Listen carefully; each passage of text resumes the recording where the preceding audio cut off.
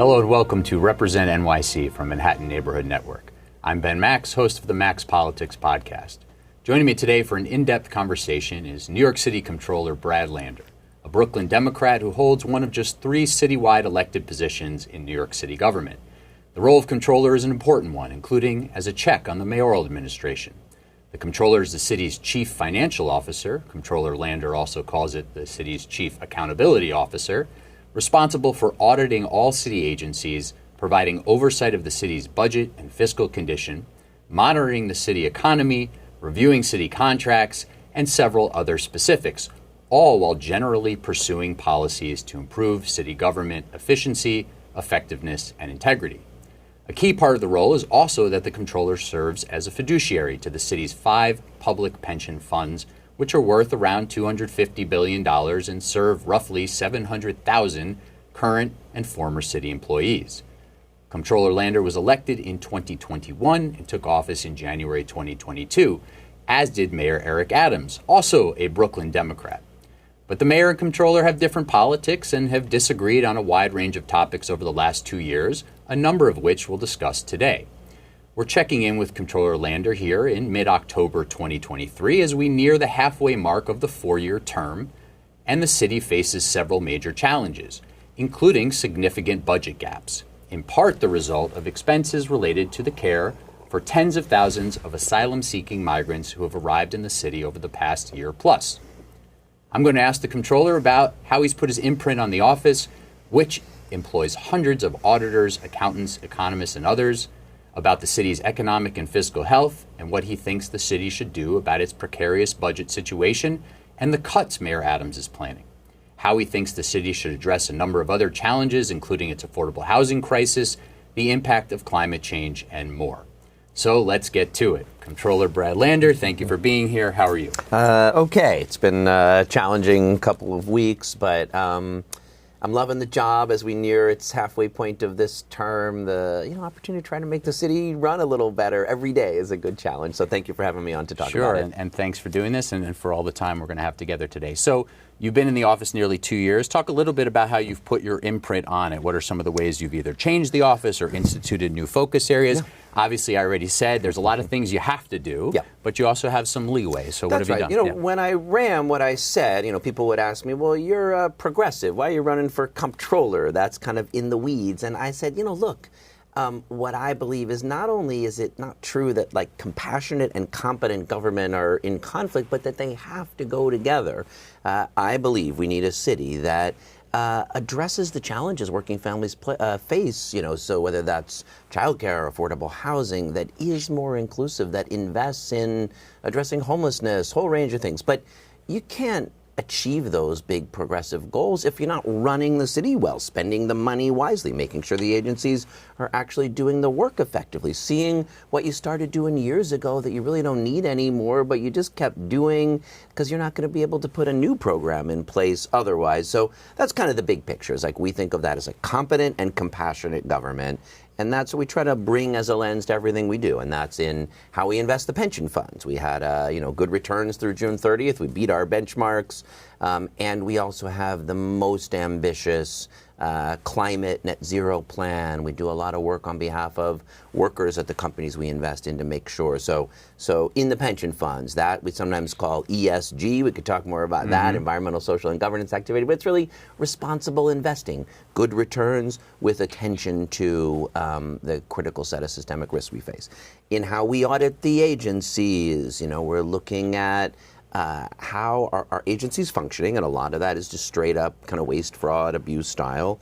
But sometimes that's which policies are effective at confronting the problems we face, like the one we did on homeless sweeps, where we found that, this policy that the city had ramped up of displacing homeless people from the encampments where they are is totally ineffective, in addition to really lacking compassion. So we displaced 2,308 people, and only 3 of them got housing. So, and maybe I'll just give one more example of one thing we've tried to do with the tools of the audits is say, what matters to the New Yorkers who are dealing with these systems. In the city council, I helped bring participatory budgeting to New York City, and we tried to say, what would participatory auditing look like? So for NYCHA, for New York City Housing Authority in particular, we said, well, what that would mean is assembling a group of NYCHA residents to serve as an audit committee and working with them on a bunch of surveys to say to NYCHA residents, what do you want us to use our audit power to look at? They've identified 2 audits that we have underway, one looking at the repair vendors. And is there any system? How do they get chosen? Are they ever evaluated? Are residents involved in those evaluations? And are there any consequences so that the ones who are doing the work well get more work and the ones who are doing the work badly get less? And then residents also wanted us to look at these RAD conversions where developments are moved to a private manager. And does that increase eviction rates? So we had agreed that we would do 2 audits at the direction of this resident audit committee. They're both underway. Those are very much about how's NYCHA doing its work, but because they're guided by resident voice and vision, hopefully they'll be able to even have a stronger impact. Okay. So let me follow up on a couple of things you said. One on homeless encampments. So does that mean it's your position evaluating the lack of success in homeless encampment sweeps that homeless encampments should be allowed to stay where they are indefinitely as the city does more outreach services? What's the position then if that's the look at it and if the data says they're not successful because there'll be a new encampment, down the block or somewhere else pretty soon and the people don't wind up in services and housing? What's the answer? So this is a place where we tried to do something kind of creative. We audited the sweeps, and that was what the data showed, that 3 out of 2,300 people got housing. Almost, very few, I think it was like 40 out of the 2,000 even, stayed in shelter for more than a month. So that means the vast majority of people were still sleeping on New York City streets basically the next night. And yes, maybe you moved them around, but you didn't change. But then we did want to say, well, what would work better? So we actually did a policy report on a range of what are called housing first programs. Most supportive housing moves people through the shelter system first. And boy, I wish we wrote prose as good as Jennifer Egan does. That wasn't a Comptroller audit, but I would urge your readers to look at what she wrote in the New Yorker on supportive housing. Most supportive housing, you have to go into shelter first, and lots of folks who are sleeping on the street for a range of reasons don't want to go in the shelter system. So there are programs, even that New York City operates on a very small scale, that take people from the street, put them in housing, and wrap services around them. There's a very small called Street to Housing pilot, which we looked at and looks much more promising. The city has effectively ended veterans homelessness with programs like that. So that's what we wound up saying. Like, we did the audit just looks at the one program, but then we added this policy report to be able to compare and say, if the goal is to end street homelessness in New York City, then adding a Housing First program or scaling up the ones we have has a lot better chance to get there. And again, that's not just compassionate to people who are sleeping on the streets. That's just a more effective way. Having folks sleep on the streets is terrible for them, but it's terrible for the city as well. Thanks to the right to shelter, which maybe we'll talk about. We got a lot less street homelessness than Seattle or San Francisco or Los Angeles. But if we ramped up our supportive housing and our Housing First programs, I think we could dramatically reduce it. But in the meantime, the policy recommendation for you is leave encampments where you find them as you try to encourage people into those solutions while better executing the policies that allow for people to move directly into supportive housing, which we know there's also challenges around the city filling the supportive housing slots that are available. Yeah, and some of that gets to staffing vacancies in the city. I guess I would put it a little differently, because I think what we did make the recommendation of ending homeless sweeps, but that's not the same as leaving the encampments. I mean, what we think is that deploying those Housing First programs, scaling up these respite beds and stabilization beds, actually is a more effective way of getting people off the street. So even if your goal is just to say what would reduce the number of people sleeping on the streets of New York City, from our point of view, the evidence says programs that enable social service organizations to build relationships, which sweeps destroy those relationships, build relationships, have the kind of shelters people are willing to go into, and scale up, Housing First and supportive housing programs, and those are shown to be more effective than the sweeps are.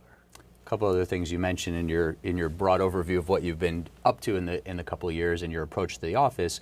We'll come back to the pension funds maybe in a little bit, but you mentioned this idea that taking a sort of competent, compassionate approach to government and a progressive approach by, if you want to launch new programs or scale up things you think will work, you have to find some things that aren't working or stopped really working but still get funding.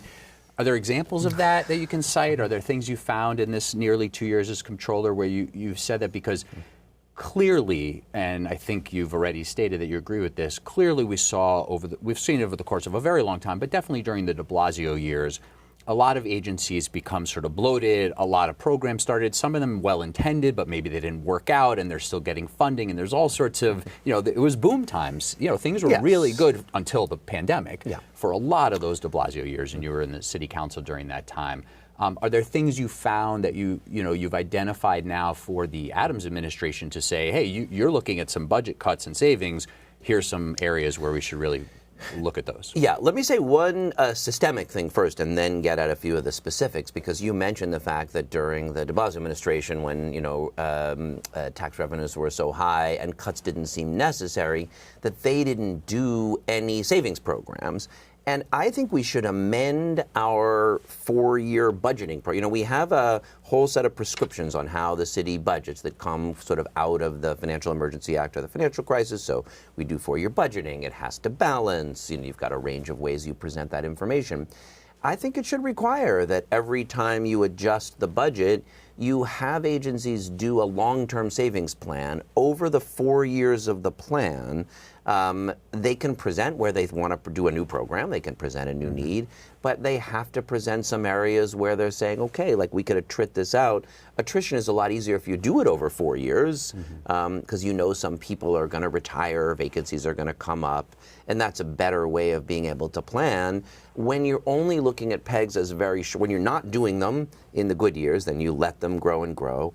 And then when you're only doing them like the pegs that Mayor Adams announced last spring, where he gave agencies 2 weeks to come up with cuts, that's when the libraries get closed on Saturday and Sunday, instead of saying, okay, how's it going with the transition to more digital information? And so a couple examples of things that are... Before you say that, let me just, for those unfamiliar, PEG, program to eliminate the gap, a savings program, gap being budget gaps. But the name is even a problem, because fair enough that if you call it program to eliminate the gap and you don't have a gap, then you're like, I don't need to do a PEG. So probably we should call it like a savings or efficiencies plan that every agency is doing as part of its budget practice, so you could find things. So I'll give a few examples. Please. One of my favorites is, you and I have been talking for many years about how to make our capital and contracting processes more efficient. We're required still by state law to have a public hearing on every contract over $100,000, and there are tens of thousands of those contracts. 99.9% of the time, no one goes to the public hearing. It was actually created back when you couldn't have information online, they didn't have the internet, so a bidder might want to know, who did I lose out to, and can I see who won it and what they bid, so I can make my bid better for next time. That is all achieved now by putting the information online. But we have people, so we have the staff who hold hearings, who prepare all the information for hearings no one ever comes to. We're not going to balance the budget by having that reduce over time. But we're in Albany fighting to eliminate the requirement. Okay. And then we'd be able to save a little money on not having the hearing. Some bigger areas, we just put out really good reports on special education claims, which have grown tenfold, 1,000% over the last decade, and on claims against the city of New York, one of the biggest of which are traffic crashes with city vehicles, which also have grown dramatically in recent years. And in each of those cases, we put out proposals for steps the city could take. The problem is, those aren't going to achieve you big savings, next Tuesday. So they're harder to offer as a PEG. But if we had savings plans, if we added speed delimiters to city vehicles, if we had consequences for city drivers who showed patterns of behavior that would likely mean they're going to be in crashes, and if they couldn't drive the city vehicles, we could save tens of millions of dollars every year. Something similar with special ed. this is when we have to invest to save, because we've got a lot of kids who aren't getting the services that they're entitled to. Then they bring a claim in court, and we wind up spending much, much more than we would have. So those are some areas where we think that sort of more long-term approach to savings would really enable us to make that transition. Let me zoom back out for a second, then we'll keep going into some of the details here. But you clearly see the role of comptroller, like you see other roles in government, I think, as very expansive. And as I'm sure you know, some of the sort of criticism you get is that you're involved in everything. You're at almost every sort of progressive rally, giving your take on the issue at hand. And there's a way that everything, of course, can relate back to the city's finances and budget and bottom line. So there's clearly connections, whether you're talking about police, accountability and claims against the city again, or a variety of things. But say a little bit about that approach and how you think about that, because I think there are some people who say, wow, I see him involved in everything, and maybe there should be more focus on the nuts and bolts of the audits of the agencies to really help find these savings. Because again, as you just said, some of these things you're identifying are tens of millions, hundreds of millions. They need years to incorporate. The city's facing budget gaps right now of billions of dollars. Yeah. So do we need to focus more on that? So first I would say I'm really proud of the way the office, that I and the 700 folks in the Comptroller's office meet the charter requirements of the office. A lot of those things just are less likely to go viral on social media. The annual claims report and the ways we dig in on those claims. Our monthly economic newsletters actually get some good attention. We do but a lot of the responsibilities, the audits, the bond underwriting, we're doing them every day. That's what most of the office is focused on. Fair enough, it's like we don't have pictures on social media of the auditors, poring over the invoices. We've done some really hard-hitting audits. The one that we did of the city's ferry system identified $223 million in hidden expenses, essentially, and won some real changes. The EDC has had to raise the market price of those tickets.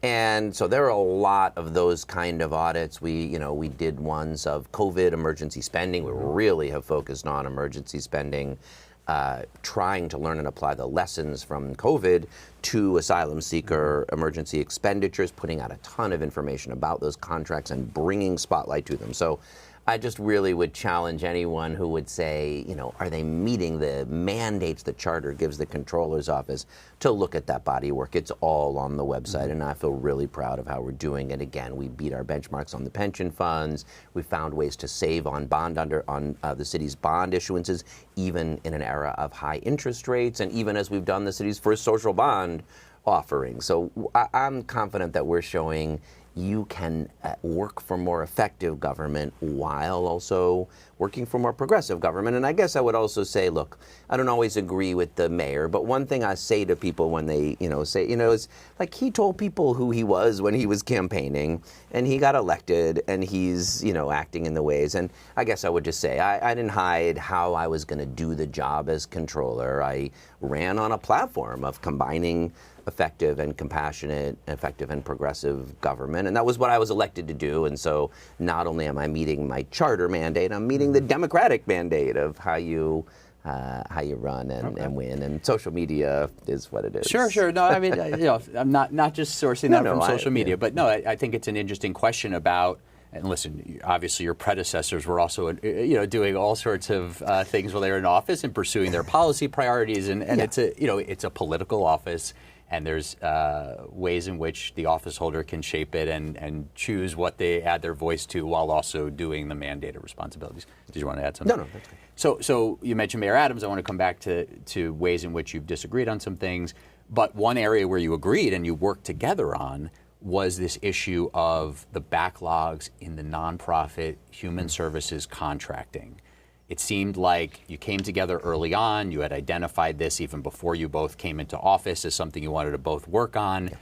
You released a report. You made some initial progress, but we still hear a lot of issues about nonprofits not getting paid anywhere near on time. There's obviously questions about what's in the budget to increase the payments there. But that aside, where are we at in terms of the timely payments and that effort to really, I mean, the city, as we'll get to in a second, contracts out for so many services. Yes. I want to ask you about that again, but where are we at in terms of timely payment for those services? Yeah, so this is a system that is it was profoundly broken. And we are making steady process to improve it, but we still have a long way to go. So I'll give you a few examples of things we've done together and a few examples of work we really still have to do, because there's just a lot of both. So yeah, last year we did a whole, we announced this Clear the Backlog initiative. That's not really systemic improvement. That's just like, we got this giant backlog, let's move quickly to clear it. Right. And that was important to do because people were waiting on billions of dollars of pay, but it's true that was not systemic reform. We've just put in place two things that I actually think are going to help a lot. So discretionary awards, which are city council awards, only account for 3% of the money that nonprofit social service organizations get, but 40% of the contract volume, because they're $5,000 and $10,000 awards from council members, as opposed to some multi-million-dollar, contract for, shelter. So those have historically been annual awards. And one thing we worked with the council and the administration to do is make them multi-year contracts. Now, that still doesn't mean you're guaranteed the money in years 2 and 3, because the council still has to make its awards every June. But if we make that a 3-year contract, subsequent, subject to appropriation, it doesn't have to go through the contracting process in years 2 and 3. So that's going to massively, so this was the first year we put the multi-year contracts in place, so it didn't save any time this year, but next year and the year after it will. Another big thing we've done is built in, so previously, if you had a contract amendment, let's say you won a COLA, your workers organized and they got a COLA, and now the city's going to add the extra money to give raises to the security guards and social workers in your organization, it had to go through the whole registration process again as though it was an entirely new contract. So we've written into now the standard city contract, the city can do up to 25% increases without having to go through the registration process again. And amendments are also a very large percentage of what we've been reviewing. So those are two big steps that are going to save time. Now, are we yet to what we call contract stat, where you can really visibly see how long are they taking? Where are the, both internally for each agency and for City Hall and for the Comptroller's office and to the public to really be able to see where the bottlenecks are and provide regular reports. We're moving in that direction. It's a high priority of the Mayor's Office of Contract Services Director and the first deputy mayor and mine. That is, kind of a big technology project and a lot of internal challenges. So we have more to do. And yes, I still get plenty of calls, but it's gotten better. One thing I'll say just in our office, we have 30 days. We're at the very end of the process. So in the average nonprofit contract is 300 days, gets registered 300 days after they had to start providing services. We're only the last 30 days. We're doing where the city, the mayoral administration has entered into a contract, a city agency, the mayor's office has... You have to start providing those services, an after-school program or whatever it is, July 1st generally, and you're expected to start providing services. We don't generally, on average, get your contract registered until the next May. And obviously you couldn't say to a police precinct or a firehouse or a school, yeah, please start, fighting the fires and educating the kids and keeping the neighborhood safe on July 1st, and we'll pay you, next May when we get around to it. But that's what we do with our nonprofits. So, but yeah, so because it works its way, the agency's got it for a long time and is finalizing the details of the contract. And then the law department and the Mayor's Office of Contract Services and the Office Management Budget, we're the only ones on a clock. No one else has. We have 30 days mandated by the charter to register or return the contract if we think there's a problem with it. We get them all done in 30 days. We, I think, have approved 98.8% of the contracts, but that means there's a meaningful number that there were problems with, and we sent back. Our average is 17 days. Okay. So we did just save time in my office just by saying we're on the clock. We got to, really have real management efficiency here. If the contracting process was more timely, do you think you might send more contracts back? Oh, that's an interesting question. You almost can't do it if the service is already, months into being provided. That's a very challenging situation. I mean, look, the one we most visibly, one thing I'll say is that even when we return them, the mayor does have the power to overrule us. Usually, they address the objections that we have. Because it's often that something was missing in the contract package, or they go back. Sometimes they deployed a not appropriate procurement method. They have to go back and do it again because that's the rules. But with .go, which that was the city started paying them back in the early spring, and hundreds of millions of dollars for asylum seeker services. That's a 432 from a company that was doing COVID. This medical has been examined very well by my colleagues in the media, the Yeah. Albany Times Union and others. Some real questions about that performance. So that's a $432 million contract. We don't know how they got to that number, or how they decided this medical staffing company was appropriate to decide asylum seeker services. They had reported at the time that they had already spent $70 million. And I guess what I would have done if it was up to me was said, look, of course we have to pay them the $70 million for the work that they've already done, but we don't think that we should continue on with this contract. So I don't know if it will be that different.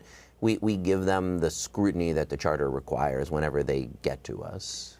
In a lot of the contracting that the city does, there's clearly more waste, even abuse that gets found out later, redundancy at times. What's being done by you, by the city administration, and or what should be done to identify some of those issues more, which would, of course, save the city money and also save whatever the negative outcomes might be where people are being abused or misled or whatever it might be, or not served in the way they're supposed to be served. That's right. Look, one challenge for us, and I think people don't understand the role we have in contract registration, because what we're looking at when a contract is coming to us is, did the city follow the proper procurement process? Right. Did they bid it? Did they do the responsibility determination? And so it's not, we don't look, we review over, about 20,000 contracts a year to make sure the procurement process was appropriate. But we don't have the resources. What we're required to audit are city agencies. So on this question, if we want to go back like with .go after a registration and say, we're going to really dig in on the services provided by that vendor out of the 20,000 vendors, one, we don't have the level of resources because we have to do the city agencies required by charter, and we have to do the procurement review. So services, a contract services audit is something that would probably do to have more resources on, and we're looking at how to do that and doing a few more of those.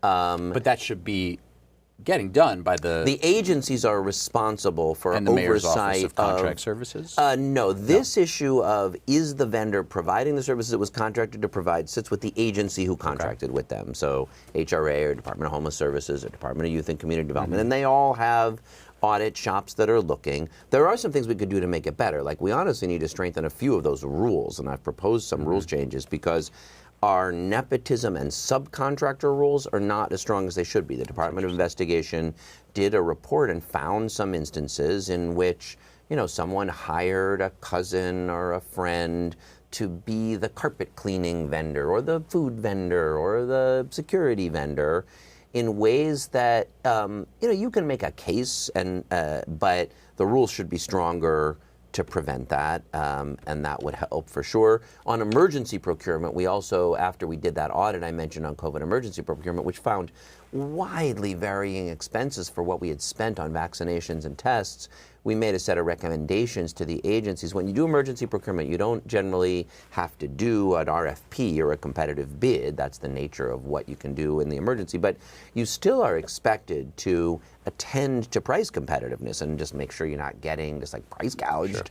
Sure. And we made a series of recommendations. As one example is, right now the city has 5 different open staffing contracts for asylum seeker services from 3 different agencies, and we don't see evidence, and we're looking at this, that anyone is like pulling those together in one place and comparing. It's not that easy because this one described the services this way and this one described it that way, so maybe they both have security guards, but it's not that clear.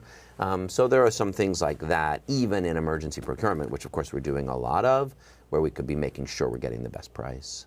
So to some, though, this seems to be something of a gap here, as you're saying. You don't, in the Comptroller's office, have quite the resources to be able to really audit those contractors and the contracts, and leaving it up to the agencies who are entering into the contracts doesn't seem like the best system. Well, that is where you have to start. Obviously, the agencies are contracting with these folks to provide services, and the Department of Homeless Services knows how homeless services are supposed to be provided. So that does need to be the first line, is that the agency needs to be expected to make sure that the services it's contracting for, it's getting. Like, we do have to start there. But then more oversight is needed of that system. City Hall is doing some work on a new vendor integrity unit. We are putting more resources than we ever have to that in the past, but that's, that just gets us to a handful of these contracts. We talked about this a little bit in our last conversation on my podcast in June. I wanted to revisit your latest thoughts on this question of the city does so much of this outside contracting. Many people would say the city budget is already big enough, and would bringing more public capacity on increase costs more than you would get in savings, because once you bring in public capacity, you have to pay for pension obligations and all sorts of other expenses. But do you have any latest thoughts on the question of whether the city is doing too much contracting and should be looking at ways to build public capacity in a different way to provide those services directly? I mean, I think you really have to take this on a kind of case-by-case basis. I mean, first, right at the moment, the city's having a challenge just staffing up its agencies to meet the core needs, and that is critical. But let's take housing. That's the thing everybody cares a lot about. On the one hand, the city needs enough staff at HPD to be able to review the applications for affordable housing. On the other hand, as someone who spent a lot of time in the housing world, I think that the nonprofit affordable housing providers are doing a great job restoring neighborhoods. And I mean, I care about public housing a great deal, but I think at the moment, let's keep putting resources into expanding our nonprofit affordable housing universe. And I don't think saying let's go back to the days that we were building new public housing is just realistic to address a crisis that we're facing. Now, there are some areas it's critical to do in-house, like cybersecurity. We have too many vacancies at Cyber Command because during the pandemic, people could work from home and get paid more in the private sector. I don't think we should outsource that work to some private cybersecurity contractor. That's a capacity the city needs to have. But I don't know, for asylum seeker services as an example, on the one hand, I admire the way that Health and Hospitals said, we want to step up and create HERCs. That we got a whole shelter system, and H&H created its own additional shelter system. And, Dr. Ted Long, who runs that, is a great public servant. But it's not. We need our health and hospitals to be providing for public health, and we need New York City emergency management to be preparing for storms. And if they wind up trying to scale up to shelter asylum seekers rather than saying who are the social service and immigrant service organizations that have the capacity, let's work with and have appropriate oversight of them, I think we would wind up weaker in responding to public health. And as we did a weather emergency, you got to have good oversight. Of course, you want to make sure people are being paid appropriately. Those things are critical. But I wouldn't say let's pull those things back in. Interesting. So on the asylum seeker crisis, this is obviously one of the areas, but not the only, where the city's budget has entered more precarious standing. The mayor's administration estimating $12 billion in estimated expenses over 3 fiscal years, including last fiscal year, the one we're currently in, and the following. Do you agree with that estimate of that $12 billion? Obviously, the federal government has been mostly missing in action in terms of funding, starting a little bit of help with some services and helping with the temporary protected status expansion to Venezuelans and some other policy matters, but the funding aspect really missing. Some state help and more expected, the governor has said. But do you agree with that estimate of the $12 billion? What should the city be doing differently on that? Let's just continue to assume the federal government's not coming in with more money. Everybody wants it, but that's just not happening right now. What's the city doing right, wrong on the funding there, and how does it impact the budget bottom line? Yeah. So we think that roughly $4 billion annual estimate looks about right to us, or about what we're spending. We'll obviously see as the year goes by. We didn't spend $4 billion last year, even though we had about a year's worth of asylum seekers, but now the numbers are much higher than they were. So we think that this year's number is on path to be about $4 billion, maybe even a little more. I will say it's important to remember that's about a third of the budget gaps as they grow over the next years. And I do think it's important to see that comes from a variety of factors. We gave raises to public sector workers that we needed to give, and that added $17 billion to the budget over the course of the plan. Federal COVID aid ended, and we've created great new programs like Summer Rising, and we expanded 3K, wonderful programs. But if you keep spending on the programs after the money you were using from the federal government is gone, you're going to open a bigger budget gap. And then there's things like uniform overtime that have just kept growing and growing. And asylum seekers. So yes to those estimates, but I don't like the rhetoric which implies that's what's responsible for the budget cuts. Like, to me, that is both false. You know, if you wanted to say that's about a third of the budget gaps, fine, but that's not 2/3 of them. And I think a little dangerous, you know, if you tell New Yorkers that that's who's causing your library to be closed on Saturday, like that's both false and irresponsible and risky at times of so much shared anxiety. So that's some agreement on the numbers. Which is obviously a reference to what the mayor has been saying at events. You know, this crisis is going to destroy the city, and language like that, and telling people this is coming to your community, and kind of blaming the crisis for the cuts. And I've definitely heard New Yorkers say some version of that, and then they feel like it's, you know, so that's agreement on the numbers and disagreement on how we talk about it, I guess.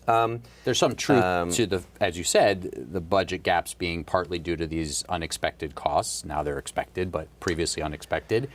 And the money has to come from somewhere. I'll get in 1 minute to the federal government and the state government, their obligations, and what I think we should do. But one other thing I want to say is, like, you know, people at the moment are saying, oh, you know, we shouldn't have the right to shelter, as an example. And it's true, we spend money not having homeless people sleep on the streets, but it's not a better city if we don't spend money to have homeless people not sleep on the streets. Or the same, like we talked about those growing costs to provide mandated services to kids with special needs. Like, New York's law is actually more stringent than the federal law. We could repeal it, and then we could save money by providing fewer services to kids with special needs. But, like, that's a bad long-term plan. When we last spoke, you were noting that part of the reason for what's going on, along with the lack of work authorization for many asylum-seeking migrants, some of that has been adjusted, and of course the paperwork needs to be done for anybody eligible. But part of the issue is that migrants were presenting themselves under right to shelter. And so vastly expanding the ways in which the city must, by the consent decree that's 4 decades old, provide shelter for people presenting themselves in need of it. The mayoral administration has been working to reduce some of those costs, has been starting to implement some time limits on people's stays. Lots of disagreement with some of the ways that the mayor's rhetoric has escalated, as you just noted, but there's also, I think, a lot of broader sympathy for the ways he's saying this isn't really sustainable. And there's a lot of questions around, can the city continue to provide right to shelter in the same way? Are there exceptions in an emergency like this? Should there be ways in which the city is instituting measures that, for lack of a better phrase, are somewhat deterrent to thousands and thousands of more people arriving every month? The numbers we're seeing in New York City are not anywhere near historic highs. You know, we're getting about 10,000 people a month. At the peak of the Ellis Island era, we're getting 5,000 people a day. And the question is, how does New York City respond? And, you know, what the mayor has proposed to do, with the governor's backing on right to shelter, is not just to have the power to deny right to shelter to new arrivals. What they're proposing is something that would allow them to deny right to shelter when the mayor declares it an emergency to a much broader range of people. And I don't know, Eric Lach just had a story in the New Yorker about one of the city's respite centers where they kicked some folks out, and now they're sleeping under the BQE. I don't believe that if we eliminate or constrain the right to shelter, fewer people are going to come to New York City. I just believe more people will be sleeping on the street, and I just don't see how that's good for any of us. I also don't think people want to stay in shelters for a long time. Like, no one is walking through the Darien Gap all across a continent thinking, you know what I would like to do is live in a small hotel room or a congregate shelter. So I really do think we should at least first put a lot of energy into the process of helping people get work authorizations and jobs, because let's look at what the data says. If we've got that system in place and people are arriving and then we can help them and then they get work authorizations and they move out and they start working and contributing to the city, that's what we want to be happening. We lost 400,000 people in population during the pandemic, and folks in restaurants and on construction sites and nurses. There's like so many people we need to hire. Is even that potential shift from individualized hotel rooms, which again is not ideal for many people, but even that shift to more congregate shelter type of sites, does that make sense for the city to do in a bigger way? For single adults, congregate shelter is permissible under the city's right to shelter rules and has been. And Legal Aid, nor I, nor Coalition for the Homeless has objected to.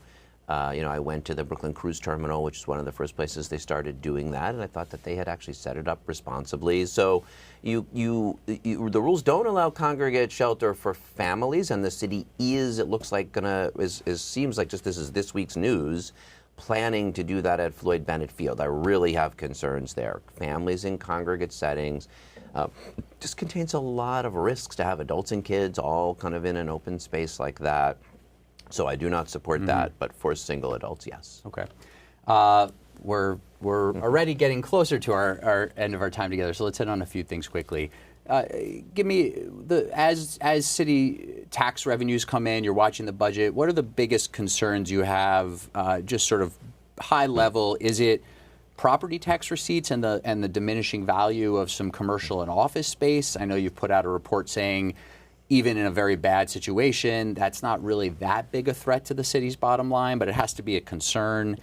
Is it reductions in personal income taxes for more and more millionaire, billionaire migration because it's a whole new world of the economy? And I know people of all means want to live in New York City for a variety of reasons, but what's the biggest risk to the city's bottom line that we haven't talked about? Well, first I want to say the city economically is kind of doing better than you think for most people. I don't mean you specifically. I think we're in kind of this like anxious, come through the pandemic, time. And we do have budget gaps for the reasons we talked about. But we don't have budget gaps because the city is not doing well economically. Last year, we were $5.7 billion more revenue than we had projected. We had expected that there was a real risk of a recession as a result of rising interest rates. Knock wood, that hasn't happened. It seems like inflation is coming down without unemployment going up significantly. We're basically back to the level of jobs we had before the pandemic. The city has the highest number of office-using jobs, not people in them every day, that it's ever had. So the city's economy is doing better than any kind of consensus economist thought 1, 2, or 3 years ago. And that's just good. That doesn't solve all our problems. It doesn't magically produce the money we need for our budget gaps, but it's like an important thing to pay attention to because I think there's a kind of doom and gloom, and in fact, the city's economy is pretty strong, and we're even diversifying in sectors. We put an economic newsletter out last month that looks at the tech sector, which surpassed Wall Street, even though Wall Street jobs are, basically, at or near their historic highs. So it's a lot to like in the city's economy. In terms of what the biggest risk is, I do think affordability is the biggest one. That takes a little while to show up in the tax revenues. But if we, with housing prices through the roof, if young families can't find a place and then they move elsewhere, and then employers don't choose to locate here because don't think that the folks will be able to find a place to live, that to me is the biggest medium to long-term risk to the city's economic thriving. Are affordability questions, and that's why we need more housing, more affordable housing. That's why I want to find the resources to do more child care. There are things we can do to ease the affordability burden facing working and middle-class families. Yes, also worried about vacant office buildings. There is really, the vacancy rate, especially in Class B and C, the older office buildings are on average double what it was before the pandemic. That doesn't look like, from the analysis we did, like it's going to be catastrophic for the city's revenues, but it's still not a good thing, and that's why we want to support conversions to housing where appropriate, retrofitting office space to be Class A so it can get new users, and diversifying to other uses as well. So let's talk about affordability and housing. The mayor has put out a number of proposals on this. The governor obviously had an ambitious plan that she put forward that did not pass, and there were all sorts of negotiations around that. What do you see as the most promising pieces on this that need to happen as soon as possible to address the affordability issue in the city, especially around housing? And as part of that, you were a leading voice criticizing the 421A program, a tax break for developers to incentivize rental housing, including some affordable housing, a program pretty much everyone agrees had a lot of problems. But it went away and wasn't replaced with anything, and we're seeing the results of that in terms of a lack of production. There was a bit of a boom. A big boom before the deadline, but yes, fair enough. But not even sort of getting to pre-pandemic. No. The boom, once all the numbers came out, at first they put numbers out that made it seem like the boom wasn't that. But this doesn't solve our problem. I agree. So there's a bit of a boom to get in under the tax break, and now we're seemingly, we still don't know because it takes time, but many experts are calling for some sort of replacement for that program that's more efficient, maybe goes deeper affordability. Even the governor put out a replacement we put out a replacement. I think those are the only two actually put on the table, is the one the government put on the table, the governor put on the table, and the one we put on the table. So first, I support the proposals that the mayor and the governor have made, leaving 421 to the side for 1 minute, for new housing supply. I'm supportive of the mayor's City of Yes zoning proposals, and I'm supportive of the governor's land use and related programs for housing growth. I prefer the ones that look at the whole region and don't let the suburbs off the hook, because it's a big metropolitan region. That's why we've got a transit system. But I support them.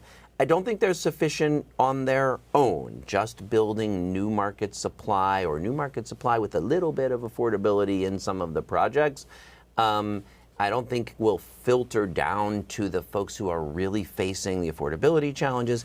And it takes a long time, and so in the meantime, you've got people facing evictions. 7 of the top 10 the top 7 neighborhoods and 8 of the top 10 for evictions are in the Bronx, because just upward pressure on rent drives out low-income and working-class people. So that's why I wanted to see good cause eviction paired with those supply programs. That deal was available to be made in Albany last spring. I think they should be back in session right now and not even waiting till January. It ought to be number one, and they can make that deal. New supply programs, including a replacement for 421A, and good cause eviction protections, and preferably also those housing access vouchers. That's the right deal, and they need to make it. And it doesn't seem like there was a deal on the table that included the governor's mandates for growth, in other words. Agreed. I mean, look, I would like legislative support for that just wasn't there, even among New York City representatives. Well, I don't think New York City representatives were willing to take on their suburban colleagues sufficiently. I think they would. A lot of New York City members would. Anyway, I think there's a lot of New York City members who don't want that type of. And I called this out, so I mean, I agree with you. I'm for the governor's ambitious pro-supply program, the mayor's City of Yes program. Good cause eviction protections to protect tenants from unfair rent increases, which we're really seeing. This is just not theoretical. Even for people who, like, you got 3, young people teamed up, each paying $1,000 in what sounds like a $3,000 unit, and someone comes and kicks them out because someone will pay $5,000. We're just seeing a lot of it. So, and good cause eviction protections.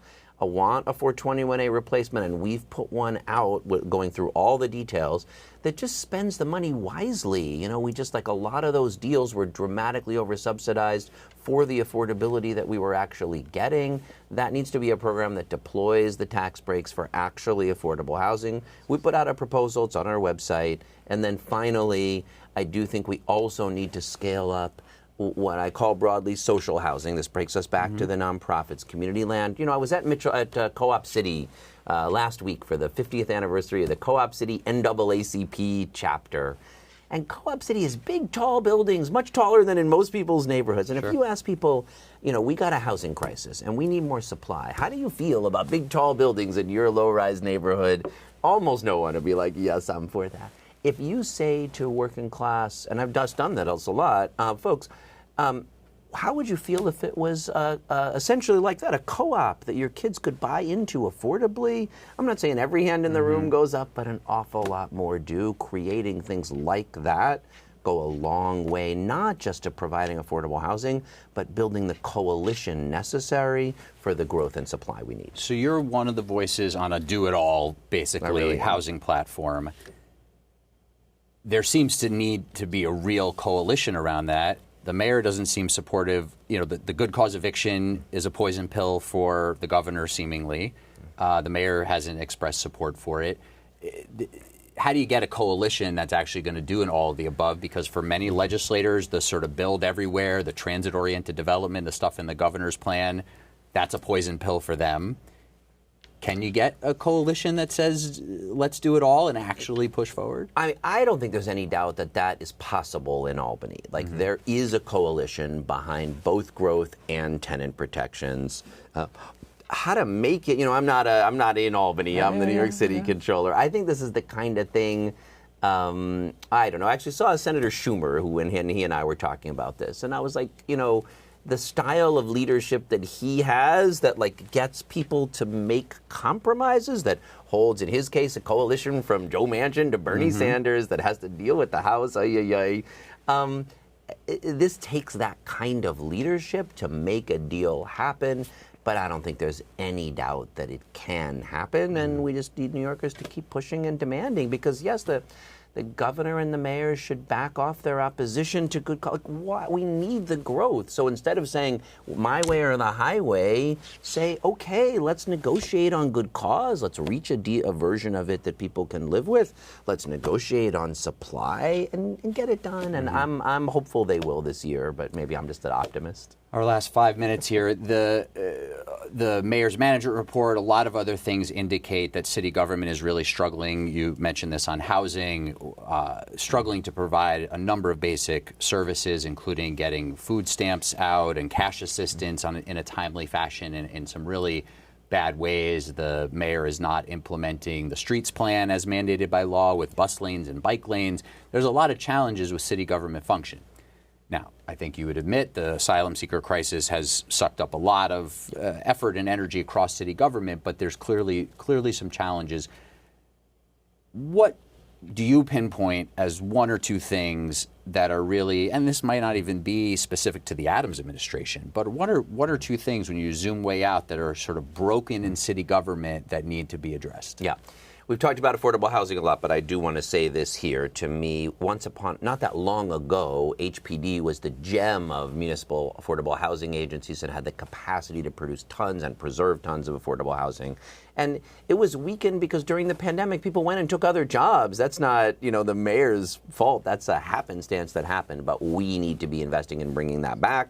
The food stamps gap is just another. You can't let people go without their food stamps, and that means you can't do everything in the mayor. You can't prioritize everything in the MMR. But if I had to pick two things, I guess I would say affordable housing and food stamps are things that the MMR is telling us we're not getting to fast enough.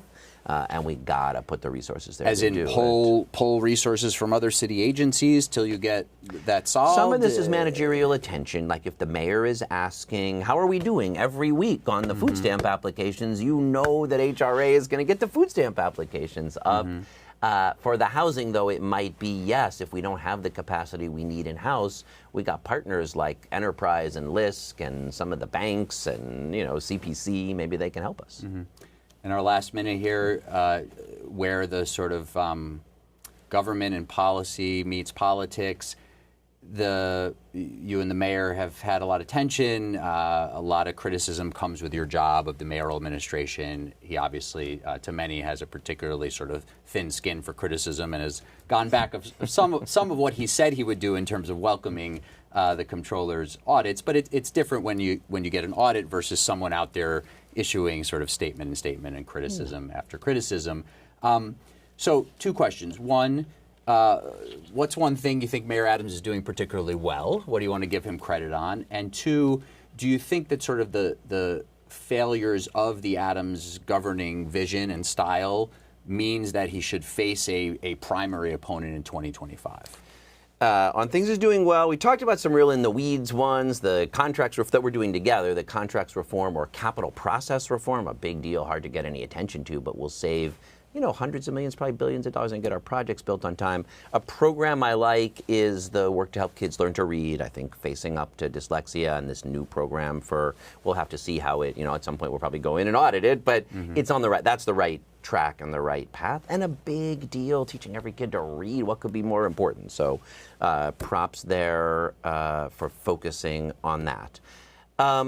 We're not even quite halfway through term 1. So I want to be able to call out the administration when I think it's necessary, but also work closely and respectfully with all the agencies, with the deputy mayors. Recently after Tropical Storm Ophelia, we announced an investigation into extreme rainfall, and I was pleased that he put a quote in our press release welcoming essentially that investigation. It stressed it needed to be fair and balanced. And of course it will be fair, thorough, and balanced, but I'm optimistic they'll be responsive and give us the information that we need so we can put something out before next year's extreme rainfall system and do more to keep New Yorkers safe, and that's the job, is not to beef with anybody. Either way, there's always tension between mayors and comptrollers, even when, Scott Stringer and Bill de Blasio had fairly similar politics and they were still fighting all the time.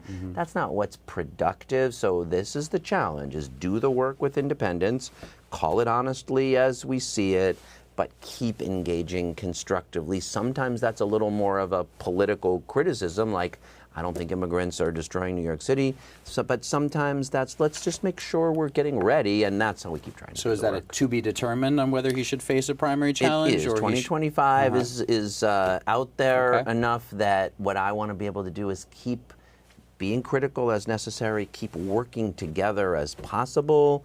The time for 2025 politics will come. I agree in a lot of ways does. because we're not going to talk about it more now. So we'll leave it there. I'll look we'll forward get to coming back on when it gets closer. Well, thank you very much, Comptroller Bradlander, for the time. Thank you. And thank you for watching Represent NYC on Manhattan Neighborhood Network. I'm Ben Max. You can find my other in-depth conversations with elected and appointed officials, advocates, and others at Max Politics, wherever you get podcasts. And stay tuned for additional conversations here on Represent NYC on MNN. Thanks again for watching. Goodbye.